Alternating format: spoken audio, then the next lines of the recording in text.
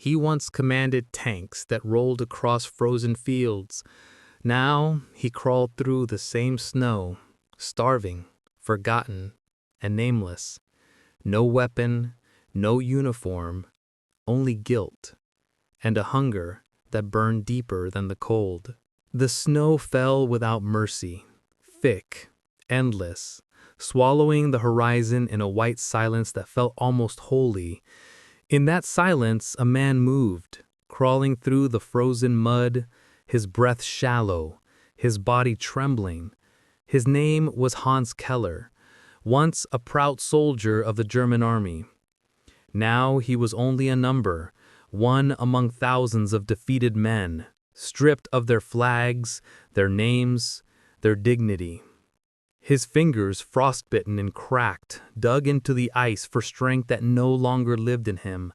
Around him lay the remnants of war, rusted helmets, broken rifles, and faces that no longer moved. Each frozen corpse whispered the same word he could not escape. Why? Hans had once believed in orders, in medals, in duty, but now the world had turned upside down. The victors wore no smiles, and the defeated found no mercy.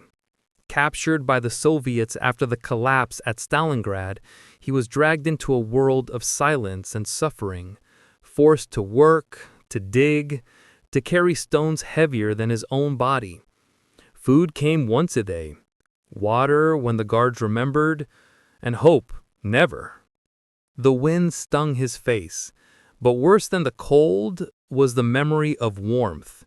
He remembered the farmhouse he'd burned on orders, the mother clutching her child as flames rose. He remembered the quiet man who had begged him in Russian, eyes pleading not for himself, but for his wife. Hans had turned away then.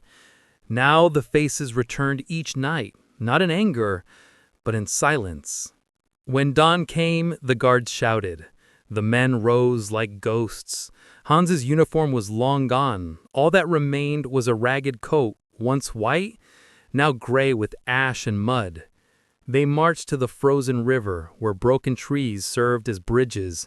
One man slipped and fell into the icy water. The guards laughed. No one moved to help, but Hans did. He threw himself forward, grabbing the man's arm, pulling with every ounce of strength left in his bones. The guard raised his rifle. For a moment, Hans waited for death. It would have been mercy.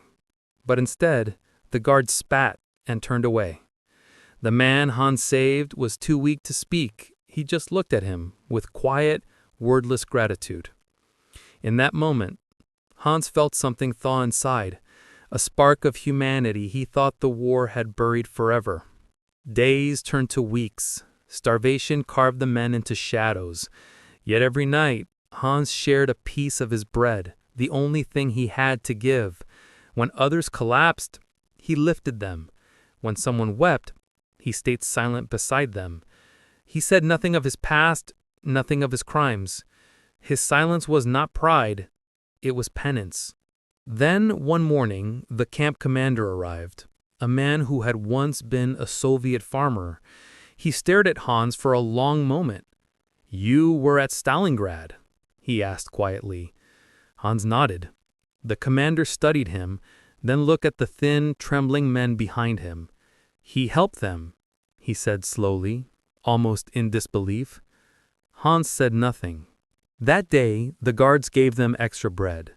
A gesture small, but in a world built on hate, it was a miracle. The men stood silently, heads bowed, not in fear, but in something deeper. Respect. Winter finally broke. The snow melted into mud.